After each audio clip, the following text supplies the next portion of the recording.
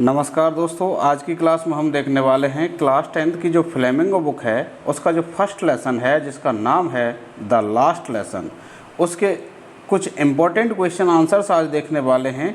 और जैसा आप स्क्रीन पर देख रहे हैं, बोर्ड परीक्षा में प्रश्न इससे बाहर नहीं जाने वाला है, क्योंकि इस पार्ट से रिलेटेड जो भी मोस्ट क्वेश्चन आपके बन सकते थे उन सभी क्वेश्चंस को इस वीडियो में कवर किया गया है। यानी इस पार्ट से रिलेटेड जितनी भी मोस्ट इम्पॉर्टेंट बातें हैं उन सभी बातों को इन क्वेश्चंस के अंदर समाहित कर लिया गया है। तो आइए वीडियो को शुरू करते हैं और देखते हैं पहला क्वेश्चन। तो पहला क्वेश्चन है, what was French expected to be prepared with for school that day. जैसा आपने पाठ में पढ़ा, जो फ्रेंच था वह स्कूल जाता है डरता हुआ, तो उससे किस चीज़ की तैयारी करने की आशा की गई थी उस दिन। यानी जिस दिन वो स्कूल जा रहा था उस दिन उससे क्या चीज़ तैयार करने की आशा की गई थी। तो इसका जो आंसर है, जैसा आपने देखा जब आपने उस लेसन को पढ़ा, that day French was expected to be prepared with participles. यानी उसको क्या तैयार करना था उस दिन? पार्टिसिपल्स नाम का जो ग्रामर का टॉपिक है वो तैयार करना था। क्योंकि एम हेमेल हैड सेड, क्योंकि जो मिस्टर हेमेल था उसने कहा था that he would question them on participle, कि जो मिस्टर हेमेल है वह पार्टिसिपल्स के ऊपर उनसे प्रश्न करेगा। तो इसलिए उसको क्या तैयार करना था? पार्टिसिपल्स तैयार करना था। बहुत इंपॉर्टेंट क्वेश्चन है, अक्सर एग्जाम में पूछ लिया जाता है। अब बढ़ते हैं क्वेश्चन नंबर 2 पर। क्वेश्चन है, why did M Hamel put on his fine Sunday clothes. कि जो एम हेमेल था उसने वो फाइन संडे क्लॉथ्स क्यों पहने थे? इसका आंसर बनेगा, M Hamel put on his fine Sunday clothes in honour of this last lesson. यानी एम हेमेल ने इस लास्ट लेसन के सम्मान में वो फाइन संडे क्लॉथ्स पहने थे। अगले क्वेश्चन पर बढ़ने से पहले दोस्तों मैं आपसे निवेदन करना चाहूँगा, यदि आप इसी तरीके से अन्य लेसन्स के भी इम्पोर्टेंट क्वेश्चन आंसर्स और समरी चाहते हैं तो आप इस चैनल को सब्सक्राइब कर लें और बेल आइकन प्रेस कर लें, ताकि हमारी वीडियोज़ के नोटिफिकेशन भी आपको समय पर मिल सकें। बढ़ते हैं अगले क्वेश्चन पर और देखिए क्वेश्चन क्या है, why did village people come to school that day.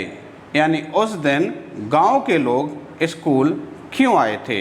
तो इसका आंसर बनेगा, village people came to school that day because they were sorry too. यानी कि वो भी दुखी थे, and they had not gone to school more.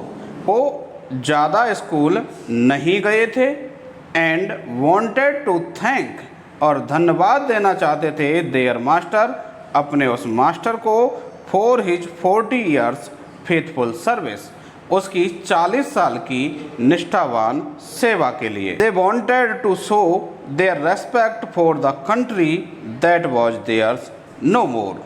वो अपने उस देश के प्रति सम्मान प्रकट करना चाहते थे जो देश अब उनका नहीं रहा था। जैसा आपको पता ही है साथियों, ये जो फ्रांस के अल्सेक और जो लॉरेन जो डिस्ट्रिक्ट थे उन पर किसका अधिकार हो गया था? प्रुसिया का अधिकार हो गया था। अगला क्वेश्चन है, what was put up on the bulletin board. यानी बुलेटिन बोर्ड पर क्या लगाया हुआ था? तो आंसर बनेगा इसका, an order that was came from Berlin to teach only German in schools of Alsace and Lorraine was put on bulletin board। यानी एक आदेश जो कि कहाँ से आया था?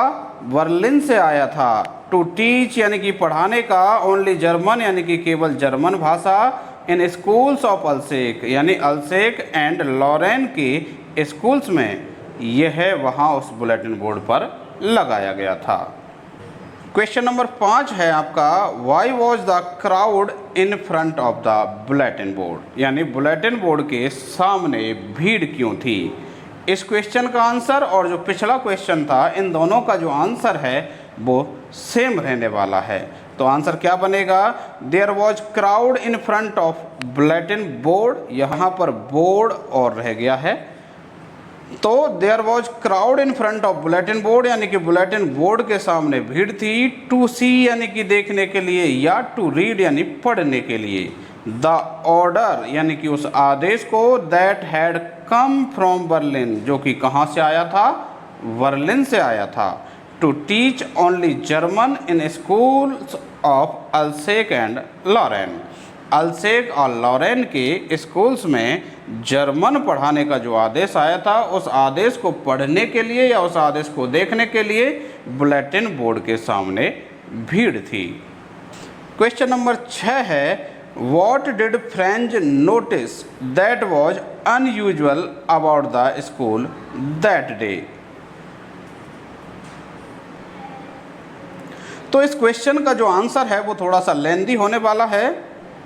यूजुअली व्हेन स्कूल बिगिन, सामान्यतया जब स्कूल चलता था, there was a great noise, तो वहाँ पर बहुत शोर रहता था, which could be heard out in the street, जो कि बाहर गली में भी सुना जा सकता था। आप इसकी शुरुआत यहाँ से कर सकते हैं या फिर इन लाइनों को आप इग्नोर भी कर सकते हैं।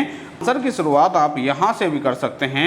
But that day everything was as quiet as Sunday morning, लेकिन उस दिन प्रत्येक चीज़ उसी तरह शांत थी जैसे कि संडे की मॉर्निंग के दिन स्कूल में शांति रहती है।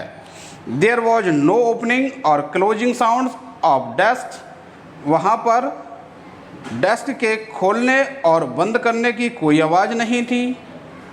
His classmates were already in their places, और उसके जो सहपाठी थे वो पहले से ही अपने स्थानों पर थे। और आगे देखिए आप इस क्वेश्चन के आंसर में, M Hamel's ruler was under his arm instead of rapping on table, M Hamel का जो रूलर था वह टेबल पर खटकने के बजाय कहाँ पर था? उसकी आर्म के अंडर था, यानी कि उसने आर्म में उस रूलर को दबा रखा था। M Hamel bore his beautiful green coat, और जो एम हैमेल था उसने अपना सुंदर सा हरे रंग का कोट पहन रखा था। फ्रिल्ड शर्ट, झालरदार उसने अपनी शर्ट पहन रखी थी। 3 कॉर्नर्ड ब्लैक सिल्क कैप, और ये यहाँ पर देयर नहीं 3 है, THREE, तो 3 कॉर्नर्ड ब्लैक सिल्क कैप, तिकोनी काले रंग की रेशमी टोपी पहन रखी थी। Village people were sitting quietly on the back benches, और जो गांव के लोग थे वो एकदम शांतिपूर्वक पीछे वाली बेंचेज पर बैठे हुए थे। तो इस तरीके से आपको ये आंसर लिखना है। अगला आपका क्वेश्चन है, what was more tempting than the rules for participle, जो पार्टिसिपल्स के रूल थे उनसे भी ज़्यादा लालायित करने वाली चीज़ें कौन सी थी? तो वो बातें कौन सी थी जो उस फ्रेंच को अपनी ओर आकर्षित कर रही थी? Birds were chirping at the edge of woods, जो पक्षी थे वो जंगल के किनारे पर चहचहा रहे थे। In the open fields back of the सॉमिल, यानी आरा मशीन के पीछे खुले खेतों में। The Persian soldiers were drilling, ये जो पर्शियन सोल्जर्स थे, सैनिक थे, वो अभ्यास कर रहे थे। These all things were more tempting than the rules for participles, ये सारी चीज़ें पार्टिसिपल्स के रूल से भी ज़्यादा लालायित करने वाली थी, अपनी ओर आकर्षित करने वाली थी। अगला और जो लास्ट क्वेश्चन है वो क्या है आपका? वाई वॉज फ्रेंच अफ्रेड, यानी जो फ्रेंच था वह क्यों डरा हुआ था? या फिर इस क्वेश्चन को ऐसे भी पूछा जा सकता है, why did French think of running away and spending the day out of doors, कि जो फ्रेंच था उसने भाग जाने या स्कूल से बाहर दिन व्यतीत करने के बारे में क्यों सोचा? तो क्यों सोचा था उसने? फ्रेंच वॉज अफ्रेड, फ्रेंच डरा हुआ था, because M Hamel had said, क्योंकि एम हैमेल ने कहा था, he would question on participles, कि वह पार्टिसिपल्स के क्वेश्चंस पूछेगा। And French did not know anything about the participles. और ये जो फ्रेंच था वह पार्टिसिपल्स के बारे में कुछ भी नहीं जानता था, इसलिए उसने भाग जाने और स्कूल से बाहर अपना दिन बिताने के बारे में सोचा, या फिर इसलिए वह डरा हुआ था। तो ये थे आपके इस लास्ट लेसन नाम के पार्ट के महत्वपूर्ण या इम्पोर्टेंट क्वेश्चन आंसर्स। आशा करता हूँ दोस्तों आपने इनको नोट कर लिया होगा और इनको आप याद भी कर लेंगे, और इनको याद करके आप अपने एग्ज़ाम में अच्छे मार्क्स प्राप्त करेंगे। यदि आपको ये वीडियो अच्छा लगा है तो इस वीडियो को आप अपने उन अन्य साथियों तक भी शेयर कीजिए जो कि इस साल क्लास 12th में हैं, ताकि वो भी इस वीडियो का लाभ ले सकें। और यदि आप हमारे चैनल पर नए हैं और अभी तक आपने हमारे चैनल को सब्सक्राइब नहीं किया है तो इस चैनल को सब्सक्राइब करके बेल आइकन प्रेस कर लीजिए, ताकि हमारी वीडियोज़ के नोटिफिकेशन आपको समय पर मिल सकें। मिलते हैं अगली वीडियो में। वीडियो को अंत तक देखने के लिए धन्यवाद।